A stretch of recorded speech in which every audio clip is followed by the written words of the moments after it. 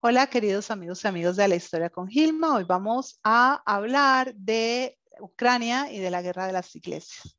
Bien, cuando nos enteramos de lo que ha sido el proceso, o lo que fue el proceso de rusificación de Ucrania durante el Imperio Ruso, uno de los elementos que estuvo marcando el derrotero fue justamente la diferencia de las iglesias. Ucrania tiene en su margen occidental iglesias uníatas y católicas y en la margen oriental ortodoxas. Vemos cómo ya con la zarina Catalina la Grande y luego con el nieto de esta, Nicolás I, se busca homogeneizar la fe en Ucrania solo hacia la ortodoxia. Esto de todas maneras no se logra. Después de la desaparición del régimen soviético, vamos a encontrar que en Ucrania, al igual que en Rusia, reviven las formas de fe. Pero esto no es lo que nos convoca en este momento. Nos convocan las palabras del Papa Francisco y su rifirrafe con el patriarca que en este momento, Cirilo, que en este momento están generando tanto, digamos, tanto rechazo, pero también tanto resquemor.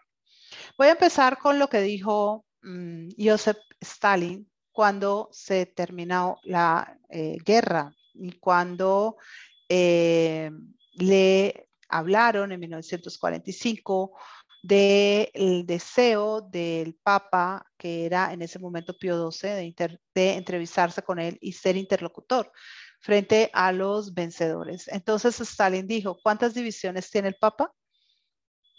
Y en ese momento Stalin dejaba absolutamente claro que las guerras eran algo que competía fundamentalmente a los soldados, a los cañones y a los tanques y obviamente a los líderes que dirigen el Estado.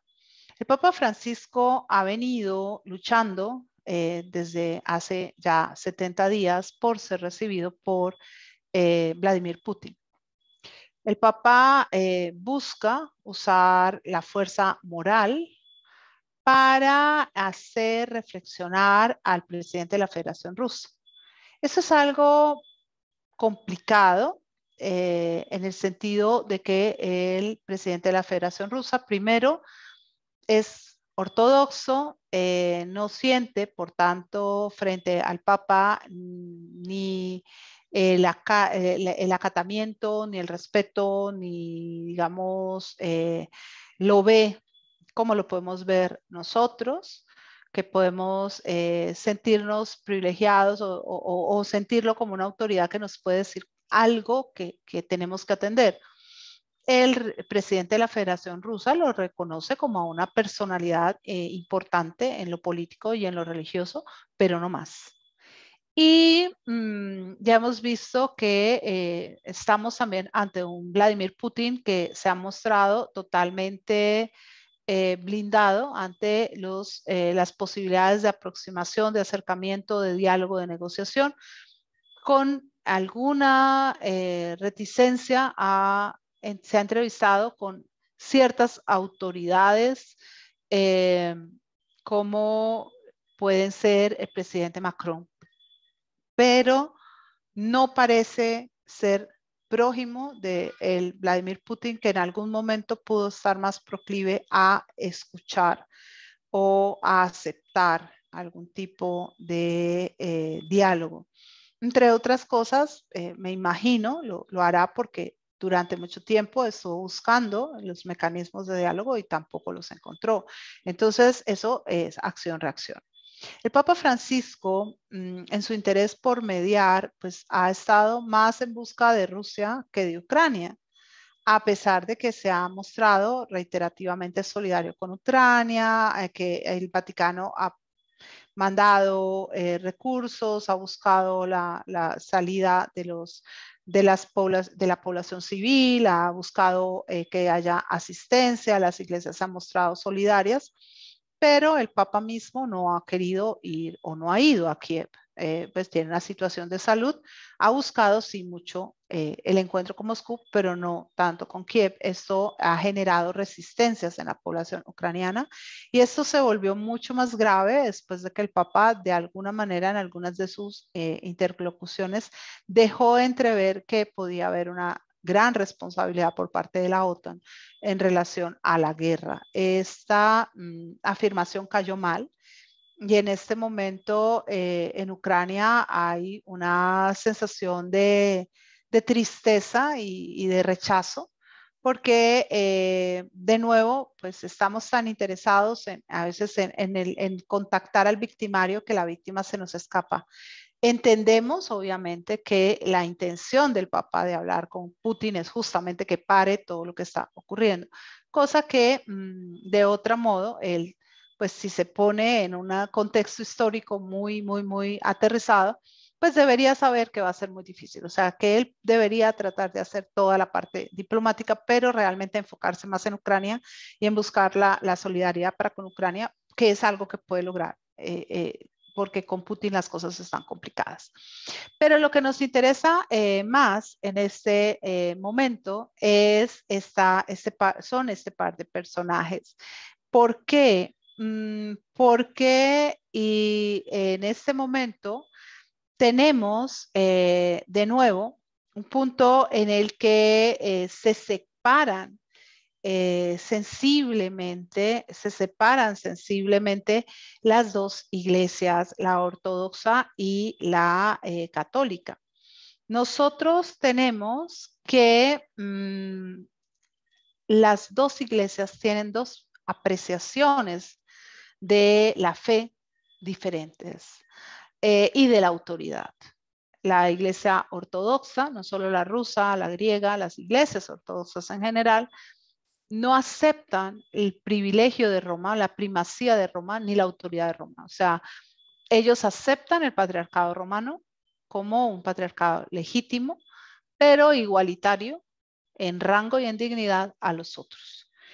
Y tienen una visión en la que tampoco aceptan algunas derivaciones dogmáticas, como decir que sea del Padre, del Hijo y del Espíritu Santo, es decir, que el Espíritu Santo venga del Padre y del Hijo. Ellos tienen una visión más de Cristo Dios, Cristo autoridad, que de Cristo humano. La Iglesia Católica va más por el Cristo de las sandalias, el Cristo de los pescadores, el Cristo de la adúltera.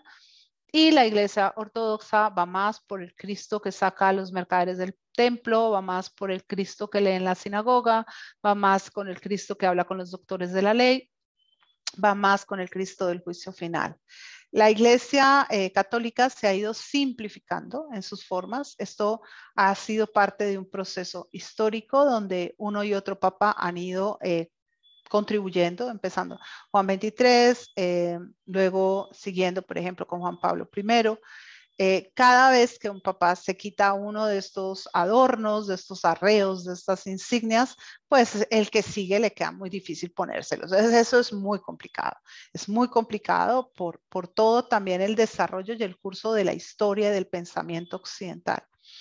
En la ortodoxia, el aparato, todo lo que tiene que ver con los elementos rituales, con los ornamentos, es muy importante. Y ellos lo mantienen completamente vigentes. Cuando el Papa Francisco le dice al patriarca Cirilo, quien es muy cercano a Putin, tanto que está entre los 58 nuevos personajes rusos que entran dentro de la lista de sanciones económicas, le dice no se convierta en monaguillo de Putin, está transgrediendo todas las normas de la relación entre patriarcas. Se lo puede estar diciendo en un tono igualitario, pero no suena necesariamente igualitario, parece más una amonestación del Santo Padre a un obispo o a un sacerdote.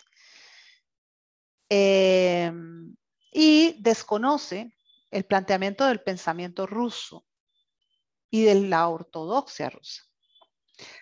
La ortodoxia rusa se ha acercado mucho a Vladimir Putin, muchísimo a Vladimir Putin, porque Putin le ha devuelto un lugar dentro del entorno social, que es un lugar privilegiado, y al devolvérselo ha enfatizado también en un modelo de pensamiento conservador, a veces ultraconservador, que está muy de acuerdo con el planteamiento de la moral ortodoxa. Entonces, es muy difícil que el patriarca impugne las determinaciones del líder de la Federación Rusa. Entre otras cosas, porque cuando vemos la historia y vemos lo que ha pasado desde Catalina, Nicolás, luego veremos Alejandro, Alejandro II, Alejandro III, Nicolás I, vamos a encontrar que para Rusia siempre fue un objetivo la rusificación a través de la ortodoxia.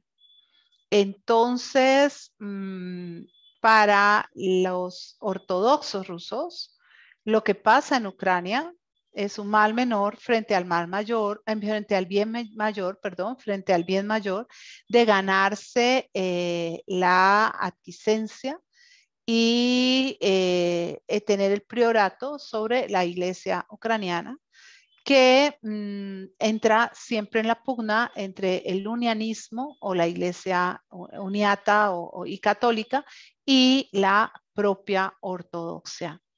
Dos modelos de aproximación eclesiástica a Dios, dos modelos que han estado enfrentados durante muchos siglos, que se habían venido aproximando y que en este momento vuelven a ponerse en posiciones diametralmente opuestas, no solo por el asunto de la guerra en Ucrania, sino también por los grados de autoridad que se marcan entre los dos líderes que estamos viendo frente a nosotros.